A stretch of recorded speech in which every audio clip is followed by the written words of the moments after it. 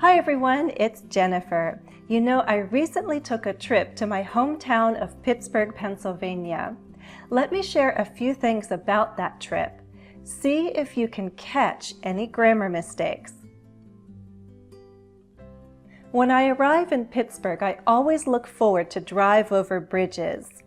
Pittsburgh is known as the city of bridges. That's because it has 3 rivers. The Allegheny River meets the Monongahela and they flow into the Ohio River. Any mistakes so far? There was one. I said I always look forward to drive over bridges.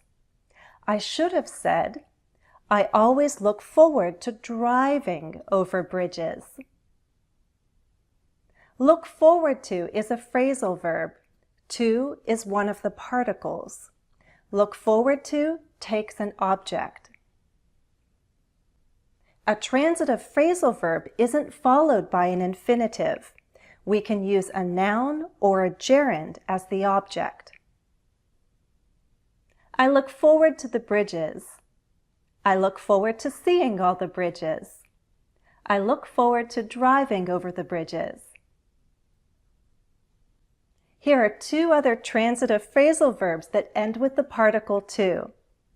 Come down to, face up to. I visited relatives in and around the Pittsburgh area. I have many associations with my home state, particularly Western Pennsylvania. One of those associations is polka music and polka dancing. I admit to be embarrassed when I danced the polka as a girl, but now I kind of miss the opportunity to dance. Well, this past weekend, my cousins invited me to go to their church picnic. After dinner, the priest got out his button box and played Slovenian music. I enjoyed hearing it. I grew up listening to Polish, Serbian, and Slovenian music. I remember dancing with my grandparents and my cousins at polka festivals. Did you catch another mistake? I said, I admit to be embarrassed. I should have said, I admit being embarrassed. Admit is a transitive verb, and we can use a noun or a gerund as the object. I admit my embarrassment. I admit being embarrassed. But it's also possible to use the preposition to after admit. This is a verb plus preposition combination you can learn. I admit to being embarrassed. Do not use an infinitive after admit. Admit and confess are 2 verbs that follow this pattern. You can admit something or admit to doing something. You can confess something or confess to doing something. On my first night back in Pittsburgh, I went out to dinner with relatives. They took me to an old inn that served dinner in a courtyard, so we ate al fresco. What I really appreciated was the size of my meal. The portions were just right. Too many American restaurants tend to serve large portions, so we're tempted to overeat. I think eating smaller portions throughout the day is a good alternative to stuff yourself at dinner. Did everything sound right? I said something wrong at the end.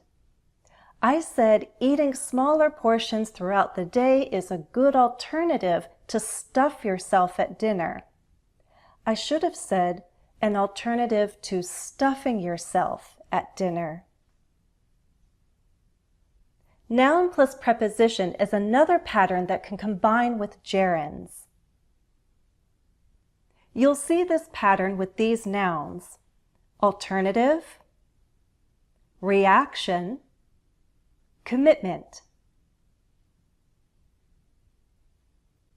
A common mistake is to identify to as part of an infinitive rather than a prepositional phrase.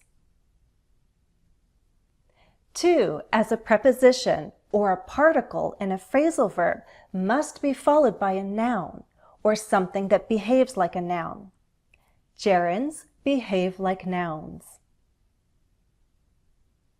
Can you quickly tell the difference between infinitives and prepositional phrases? Let's see. American restaurants tend to serve large portions.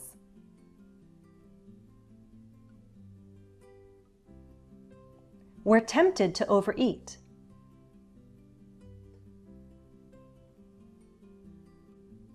My cousins invited me to go to their church picnic.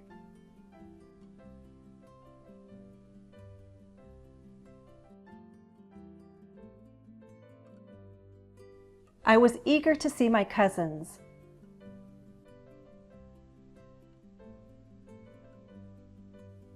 Staying at a hotel is an alternative to staying with relatives.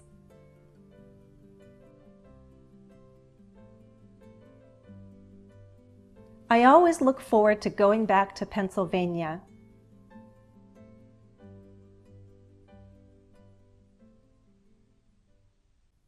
Here's a set of questions you can answer for practice. Answer in complete sentences.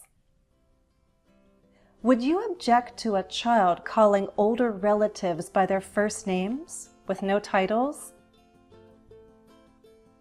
Are you accustomed to seeing musicians perform live music?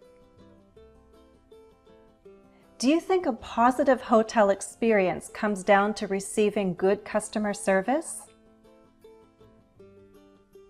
What is a common reaction to seeing old friends and relatives after a long time has passed? Note in the first question how I used a noun before the gerund calling. Remember that a gerund phrase may include a person who does the action. Here's another example. I don't mind you staying another night. You're welcome to stay as long as you want. Who's staying? You. You staying. I don't mind you staying another night. I could also say, I don't mind your staying another night. You're welcome to stay as long as you want. Your staying is a possessive gerund. The possessive gerunds are more standard.